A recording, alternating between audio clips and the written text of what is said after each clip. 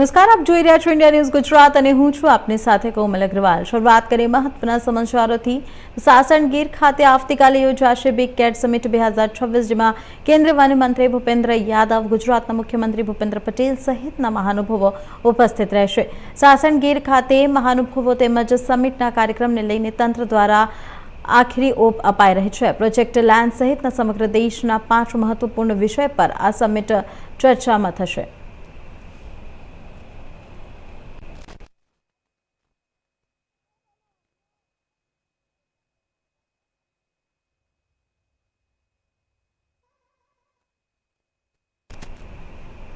तो हाल खबरों में आगे वधीए। आरोपीओं ने हथकड़ी पहरावी तथा दोरडाथी बांधी जाहिर में लई जई सरघस काढवाना कारणे अने जाहिर में जनतानी सामे देखावो करवा अंगेना बनावने लीधे गुजरात पुलिसनी छबी खरडाई छे। तेमज आवा अमानवीय वर्तनथी पुलिसनी सारी कामगीरी ढंकाई जाय छे तथा जाहिर जनतामां गुजरात पुलिसनी छाप खराब ऊभी थाय छे। તેથી ભવિષ્યમાં આવી ભૂલોનું પુનરાવર્તન ન થાય તેમજ આરોપીઓ સાથે અમાનવીય વર્તન ન કરવામાં આવે તે અંગે સાવચેતીના પગલા રૂપે માર્ગદર્શન સૂચનાઓ પાલન કરવા પોલીસ મહાનિદેશકનો આદેશ સામે આવ્યો છે।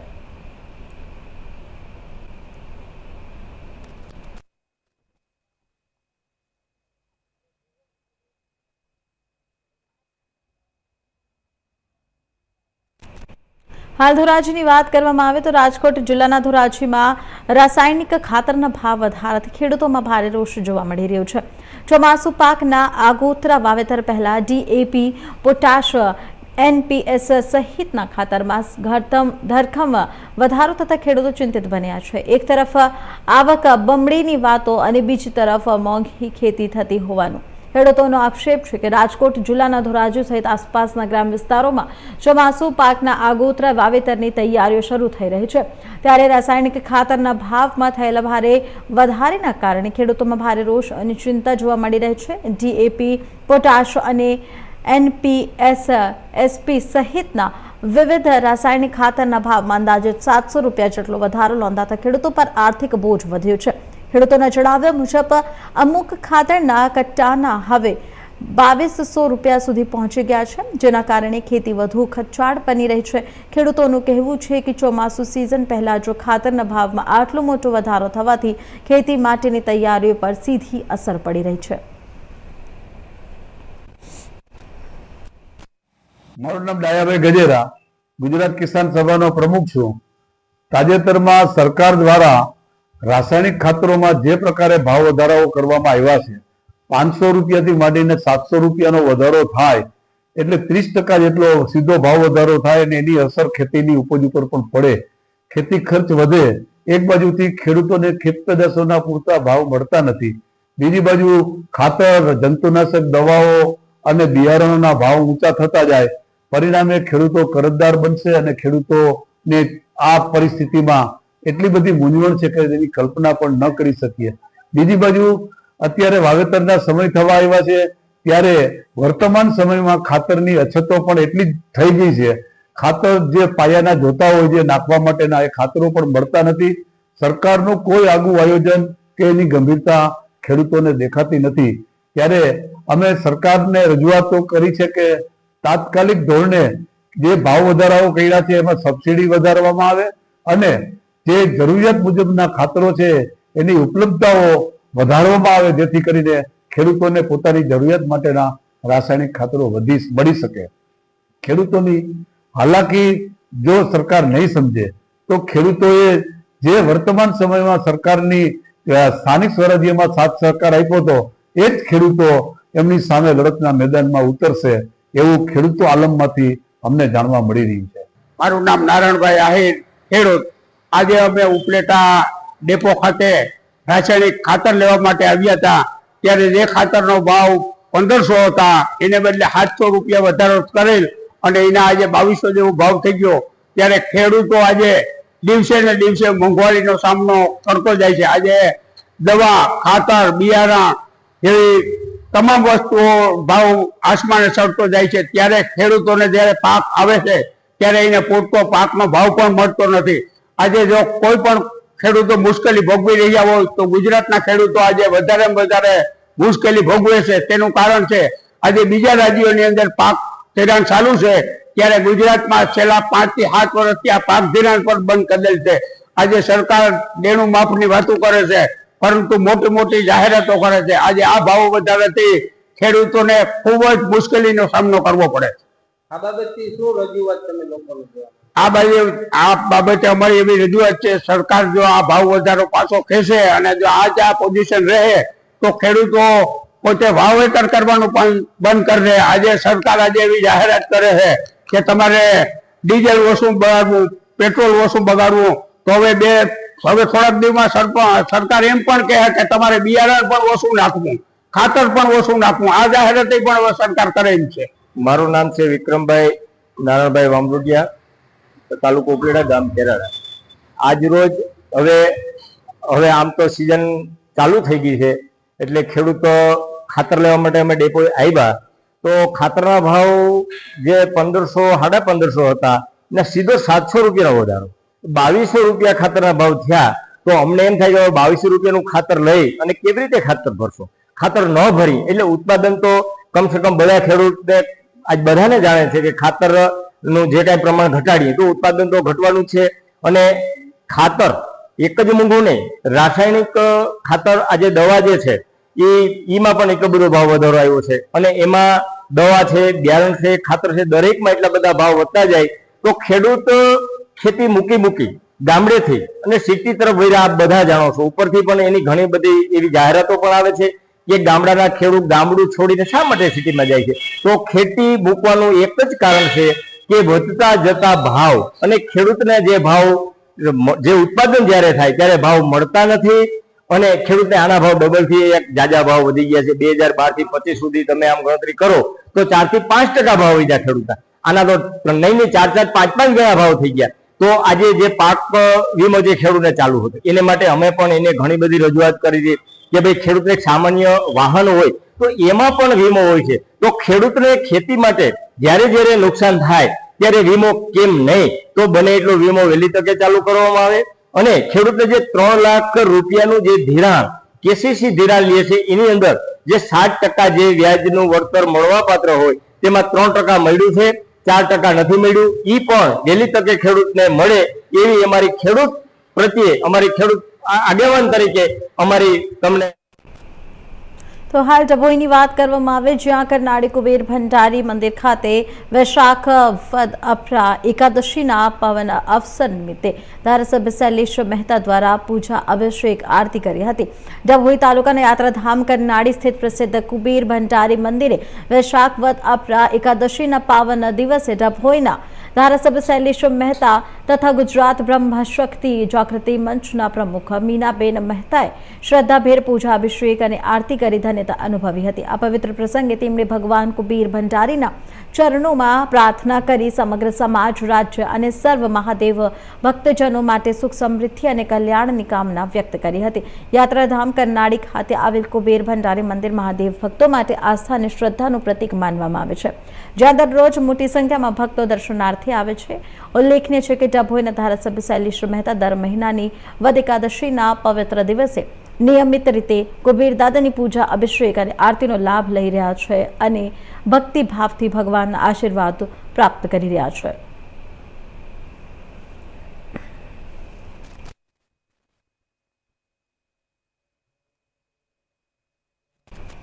દેવભૂમિ દ્વારકાની વાત કરવામાં આવે છે, એલસીબીની વધુ એક સફળતા કાર્યવાહી સામે આવે છે, જ્યાં કલ્યાણપુર તાલુકાના ગોજનેશ પાટિયા પાસે આવેલી બંધ હાલતની હોટેલમાં ગેરકાયદેસર રીતે ડીઝલનો સંગ્રહ કરી વેચાણ કરતા શખ્સને એલસીબી ટીમે ઝડપી પાડ્યો છે.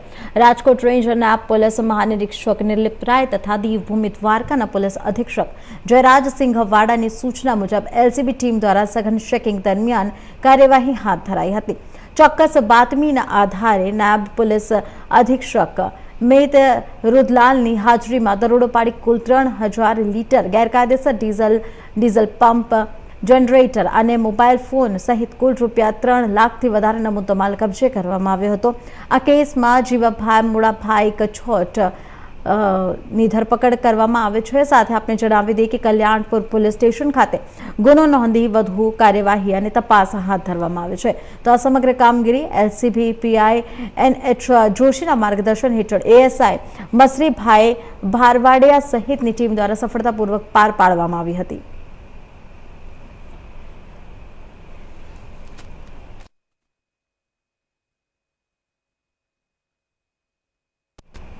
ગિરનારની વાત કરવામાં આવે જ્યાં ગિરનારની ગોદમાં ઝેરી ઉગતી ફેક્ટરીઓ સામે લોકરોષ જોવા મળી રહ્યો છે।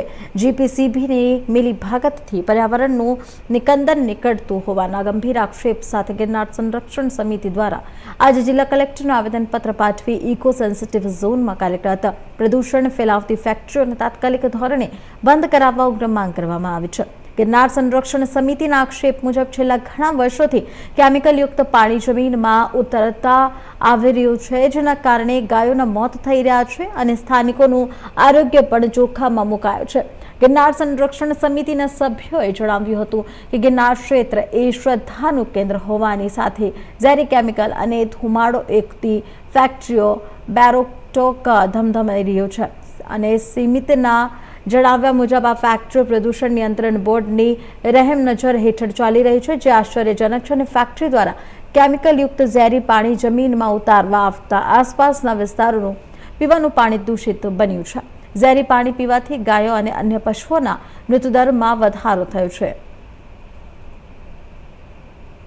જય ગિરનારી મિત્રો, આજરોજ ગિરનાર સંરક્ષણ સમિતિ કે જેનું એકમાત્ર કાર્ય છે ગિરનારને બચાવવાનું, ગિરનારના પર્યાવરણને બચાવવાનું, સનાતન ધર્મને બચાવવાનું, ત્યારે અમારા અધ્યક્ષ ભગવતીદાસ બાપુની અધ્યક્ષતામાં આજે અમે ગિરનાર ક્ષેત્રનું જે પાણી બગડી ગયું છે, કેમિકલયુક્ત પાણીઓના કારણે જે પીવાનું પાણી, વાપરવાનું પાણી બગડી ગયું છે, તે બાબતમાં આદરણીય કલેક્ટરશ્રીને આવેદનપત્ર આપ્યું છે અને વહેલી તકે આ ફેક્ટરી બંધ કરવા માટેનું વાત કરી છે।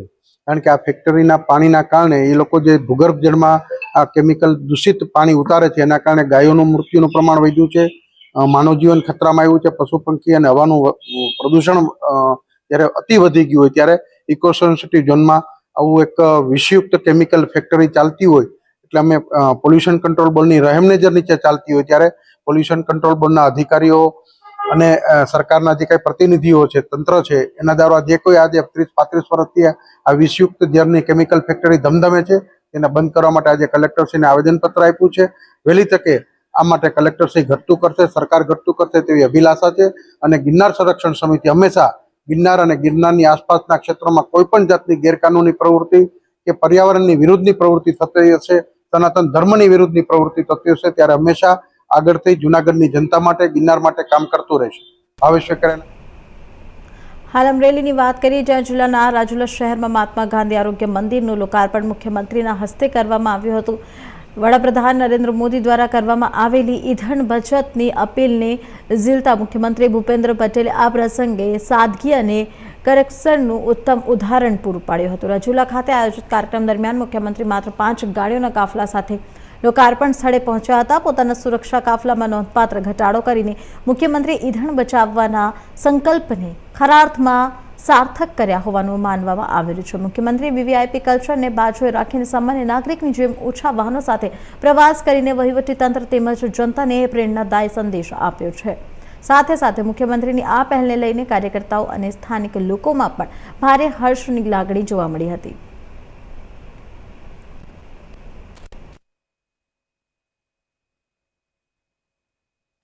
રાજકોટની વાત કરીએ જ્યાં ફરી એક વખત રફતારમાં દોડતી કારના કારણે ગંભીર અકસ્માત સર્જાતા અરેરાટી ફેલાઈ ગઈ છે।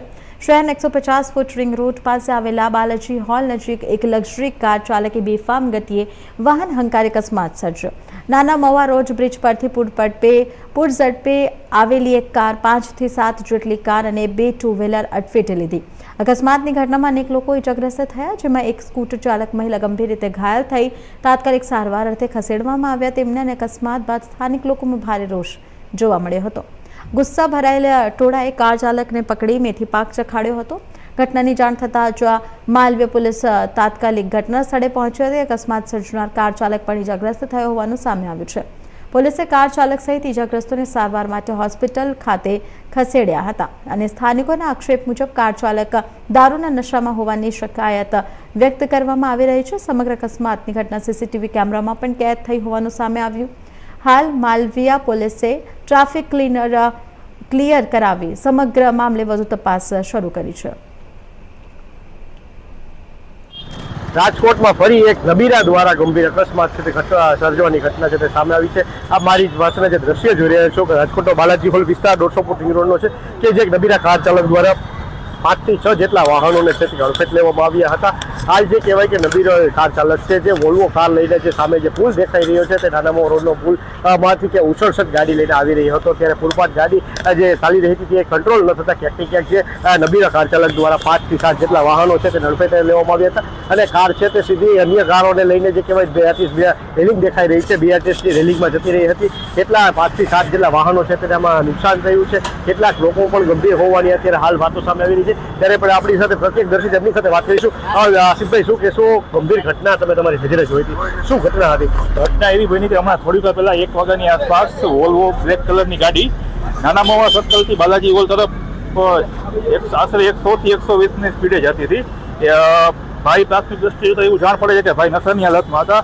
નાના મોવાથી 4 થી 5 ગાડી 4 વ્હીલને ઠોકર મારી અને 2 થી 3 જેટલી 4 વ્હીલને ઠોકર મારી છે. એમાં એક બેનની સિરિયસ ગંભીર હોય એવું લાગે છે અત્યારે. કારની સ્પીડ ઓવર સ્પીડ હતી તમે કહી રહ્યા છો. અન્ય કોઈ લોકોને, સ્કૂટર ચાલકોને, વાહન ચાલકોને કોઈ નુકસાન થયું છે? અન્ય ચાલકોમાં એવું એક ધ્યાનમાં આવે છે કે એક બેન એક્ટિવા પર હતા અને એને પાછળથી ઠોકર લાગી એટલે એની સિરિયસ ગંભીર જણાય છે. હાલમાં માથાના ભાગે એને સારું બેનને વાગ્યું છે. કેવા દ્રશ્યો કેવા સર્જાયા હતા જ્યારે સમગ્ર ઘટના બની ત્યારે? તમે પ્રત્યેક દ્રશ્ય છો, તમે કેવા દ્રશ્ય જોયા હતા? દ્રશ્યમાં એવું હતું કે ગંભીર દ્રશ્ય જોયા હતા કારણ કે એ ભાઈ નશાની હાલતમાં ફૂલ સ્પીડમાં ગાડી હતી એક તો, અને પાછું એનું કંટ્રોલ જ નહોતું ભાઈનું. અને એક્સિડન્ટ થયું ત્યારે પણ ભાઈ નશાની હાલતમાં હતા, કંઈ ભાનમાં નહોતા. પછી પબ્લિકે બહાર કાઢ્યા ભાઈને. પછી ભાઈ થોડીક નશાની હાલતમાં આવ્યા મારાથી પછી ભાનમાં આવ્યા. અવારનવાર ભાઈ આવા અકસ્માતો બને છે. કાયદો વ્યવસ્થાના સરેઆમ ધજાગરા ઉડે છે. ખાલી કહેવાય કે નબીરાઓને છોડવા મળ્યા, પણ હજી લગી નબીરાઓને કોઈ કડક સજા એવી સજા નથી આપવામાં આવી જેથી કોઈ કાબિલેદાદ ઉદાહરણ કાર્યવાહી થાય. શું કહેશો? આ ઘટના ઉપરથી એવું જાણવા મળે છે કે રાજકોટ પોલીસે આમાં બાબતે કડક પગલાં લેવા જોઈએ અને જે પણ કંઈ દોષિત છે એને કઠોરમાં કઠોર સજા મળે, નિર્દોષ લોકો આમાં ભોગ ન બને એવી હું એક અપીલ કરું છું.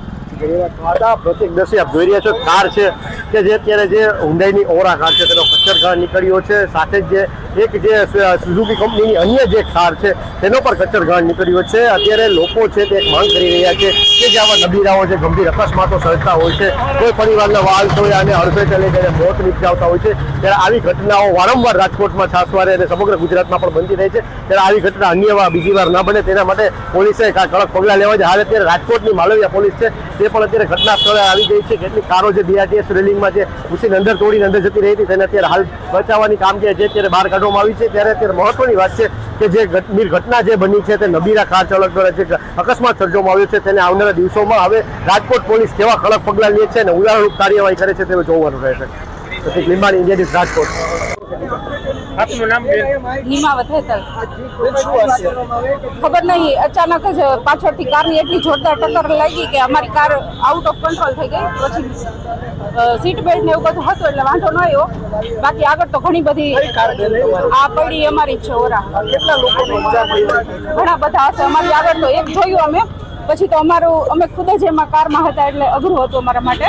અમે પછી અમને કઈ નથી થયું એટલે વાંધો ન આવ્યો. આ ભાઈ કોણ હતો કઈ ખબર છે? કઈ જ ખ્યાલ નથી. બરોબર. પૂરપાટ ઝડપે આવતો? અરે સખત એટલે સખત ટક્કર જ. અમારી કાર તો એટલી સ્લો હતી તો અમારી આઉટ ઓફ કંટ્રોલ થઈ ગઈ, એટલી ટક્કર લાગી અમને. કેટલી ગાડીઓ ટક્કર મારી એને? ઘણી બધી હશે, 5-7 થી વધારે તો છે જ. બરોબર. તમારી ગાડીમાં કોઈને ઈજા થઈ છે તે? ના, અમને ઈજા નથી થઈ પણ અમારી કારને સારું એવું નુકસાન થયું છે. હા, આ છે અમારી કાર છે. તમે અહીંયા હતા ત્યારે શું દ્રશ્યો કેવા સર્જાણા? અમારી આગળ એક બેન હતા, એમને અમે જોયા, એમને પાણી ને એવું બધું કર્યું પણ બેનને થોડીક વધારે ઈજા હતી. વધારે બાઇકમાં હતા એ. હા, એટલે એમને વાગ્યું. પછી આ કાર વાળાને માર્યો લોકો એટલે શું થયું? અમે ત્યાં સુધી ગયા જઈ જ નથી શક્યા કારણ કે અમે હજી આમાંથી બહાર નીકળતા એટલી વાર લાગી. તો હાલ સાવલીની વાત કરી જ્યાં તાલુકાના ટુંટાફ ગામમાં વિકાસના કામોમાં ગેરરીતિના ગંભીર આક્ષેપો સામે આવ્યા છે. ગ્રામ પંચાયત દ્વારા કરવામાં આવેલા રોડ અને ગટરના કામમાં નીચી ગુણવત્તા તેમજ અનિયમિતતા હોવાના આરોપ સાથે સ્થાનિકોમાં રોષ ફેલાય છે. માત્ર 15 દિવસ પહેલા અંદાજિત રૂપિયા 7 લાખના ખર્ચે બનાવવામાં આવેલ રોડ હવે વિવાદમાં આવ્યો છે. એડવોકેટ અનિલ રાણાએ ટીડીઓ સાવલી સમક્ષ લેખિત અરજી આપી રોડ અને ગટરના કામની તાત્કાલિક તપાસ કરવાની પણ માંગ કરી છે. સાથે આપણે જણાવી દઈએ કે જવાબદાર લોકો સામે કડક કાર્યવાહી કરવા તેમજ સરકારના ધોરણ મુજબ રોડ અને ગટરનું કામ ફરીથી કરાવવાની માંગ ઉઠાવવામાં આવી છે. રજૂઆત બાદ તંત્ર હરકતમાં આવ્યું હોવાનું જણાવ મળ્યું છે અને અધિકારીઓ તાત્કાલિક ટુંડાવ ગામે દોડી આવ્યા હતા. સ્થાનિકોએ રોડનું કામ નવી રીતે કરાવવા માંગ ઉઠાવી છે. સાથે જો માંગ નહીં સંતોષાય તો કાયદેસરની કાર્યવાહી કરવાની ચીમકી પણ ઉચ્ચારવામાં આવી છે.